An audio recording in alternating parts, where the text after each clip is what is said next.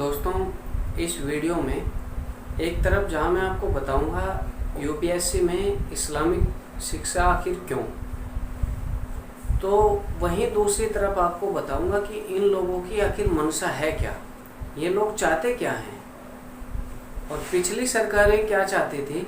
इन सारी चीज़ों की आपसे चर्चा करूंगा। बस इतना ही आपसे निवेदन है कि पूरी वीडियो को बहुत ध्यान से देखें। वंदे मातरम, वंदे मातरम।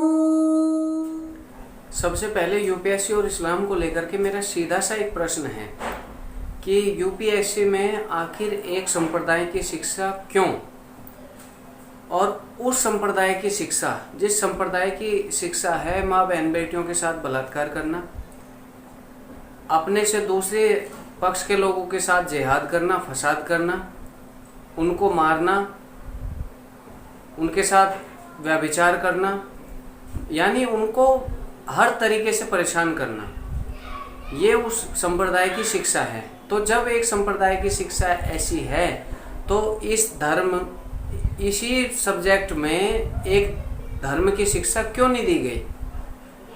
सनातन धर्म को पढ़ाया जाना अनिवार्य क्यों नहीं किया गया वहाँ पे? आखिर उसको भी तो आप यूपीएससी में शामिल कर सकते थे, जिस धर्म ने पूरे विश्व का एकमात्र धर्म, सनातन धर्म, जिसकी हमेशा से शिक्षाएं रही हैं, सभी के साथ मिलकर चलो, प्रेम से रहो, सबका सम्मान करो, नारी का सम्मान करो, अपने से छोटे व्यक्तियों को साथ लेकर के चलो, बड़ों जो आगे बढ़ गए हैं हमसे उनके पद चिन्हों पे चलने की कोशिश करो।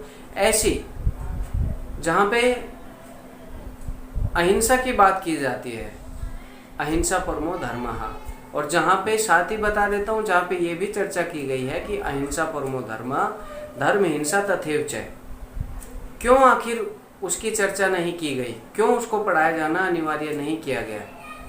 जिस धर्म ने पूरे विश्व को विज्ञान, कला, संगीत, योग, आध्यात्म, तमाम तरह की जो शिक्षाएं हैं, वो लाठी चलाना, तलवार चलाना, हर सब कुछ, व्याकरण, गणित, भाषाएं, संस्कृत भाषा, वो जो पूरे विश्व की सबसे प्राचीन भाषा है संस्कृत, वो भी इसी धर्म ने दी है।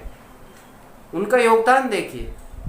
लेकिन जाने क्यों ऐसा किया जा रहा है कि एक धर्म को एक साइड रख करके और एक संप्रदाय को आगे लाने की कोशिश की जा रही है। और यूपीएससी के जो एग्ज़ाम होते हैं, इस्लाम से रिलेटेड जो एग्ज़ाम है, उनको चेक करने वाले भी, उनके की परीक्षाओं का मूल्यांकन, आकलन करने वाले भी यही मूल्य लोग हैं। यही लोग उनको चेक करते हैं, यही उनको आगे लेकर के आते हैं। हर वर्ष लगभग 51, अभी शायद लास्ट टाइम जो रिजल्ट आया था उसमें 51, मुझे ऐसा लगता है, मैं श्योर नहीं हूँ, 51 कैंडिडेट पास हुए थे जो इस्लाम से बिलोंग करते हैं।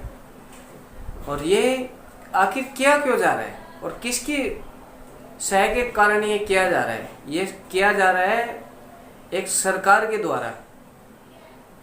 अब से पहले जो सरकारें थी उनकी कुछ गलतियां हैं, गलतियां नहीं, ये उनके हिसाब से गलती नहीं है, उनकी सोची समझी साजिश थी, उन्होंने किया है। उनके लिए तो धीरे धीरे धीरे धीरे करके आगे बढ़ाया जा रहा है मुद्दों को। और कुछ लोग हैं कि अभी भी शांत बैठे हुए हैं। तो ये सरकारों की देन है। अब वर्तमान सरकार इस विषय में क्या कर रही है? वर्तमान सरकार के सामने अनेकों इस तरह के मुद्दे हैं, वो संभवतः इन विषयों पे इनडायरेक्टली कार्य कर रही होगी, ऐसा मुझे विश्वास है, क्योंकि ये सरकार ऐसा कार्य करती है। और ऐसा कतई नहीं है कि सरकार को इस बारे में जानकारी नहीं है, सरकार को इस बारे में बहुत अच्छे तरीके से जानकारी है। अब ये आखिर है किस लिए? ये सब चल क्यों रहा है? ये चल इसीलिए रहा है कि इनकी एक मंशा है कि कैसे भी करके अपना प्रभुत्व जमा लो, अपनी जनसंख्या बढ़ाओ, अपने कानून लागू करो, अपनी लाठी और अपनी भैंस हो जाएगी, उस दिन हम किसी की नहीं सुनेंगे। तो मैं उन लोगों को बता देना चाहता हूँ जो इस तरह का भ्रम पाले हुए हैं कि भारत अब ऐसे किसी भी विषय को स्वीकार नहीं करेगा। और जो लोग कभी कभी मीडिया में आके कहते हैं ना कि हम तो अपने कार्यों में लगे हैं, हमें किसी से कोई मतलब नहीं है, उनसे विशेष बता देना चाहता हूँ, आप अपने जिन कार्यों में लगे हुए हैं उन पर विचार कर लीजिए कि क्या वो सर्वजन हिताय सर्वजन सुखाय हैं। अगर हैं तो निसंदेह उनको आगे बढ़ाते रहिए, और अगर नहीं है तो सावधान रहिए। चेतावनी भी उनके लिए है कि सरकारों तक ये मैसेज हम पहुंचा चुके हैं। बहुत सारी वीडियो पहले भी इस विषय में आ चुकी हैं। अनेकों हमारे साथियों ने एक कमाल की क्रांति यूट्यूब पे लाई हुई है। आपने वीडियो देखी उसके लिए बहुत बहुत धन्यवाद। केवल इतना ही आपसे कहना था कि इस जिहाद से भी सावधान रहिए। ये एक तरह का जिहाद है जो अब प्रशासनिक स्तर से खड़ा किया जा रहा है। प्रशासनिक स्तर पे अपने आप को तैयार करके, अपने आप को आगे बढ़ा करके, अपना प्रभुत्व स्थापित करके, और दूसरे पक्ष के जो लोग हैं उनके साथ यहाँ से भी जिहाद फैलाने की तैयारी है। सुदर्शन टीवी चैनल आप देखते होंगे, वो टीवी चैनल इस बात को बहुत महत्वपूर्ण और प्रभावपूर्ण तरीके से समाज के सामने लेके आ रहा है। आप उनसे भी परिचित रहिए। आपने वीडियो देखी उसके लिए पुनः आपका बहुत बहुत धन्यवाद। आपसे एक निवेदन करूंगा, भारत सेवा यूट्यूब चैनल पर ऐसे भाइयों बहनों की संख्या बहुत अधिक है जो वीडियो को देख लेते हैं, लाइक नहीं करते और चैनल को सब्सक्राइब नहीं करते। ऐसा मत कीजिए। भारत सेवा आपका अपना यूट्यूब चैनल है और भारत के हित में, पूरे विश्व के हित में यहाँ से निरंतर वीडियो पोस्ट की जाती रहती हैं।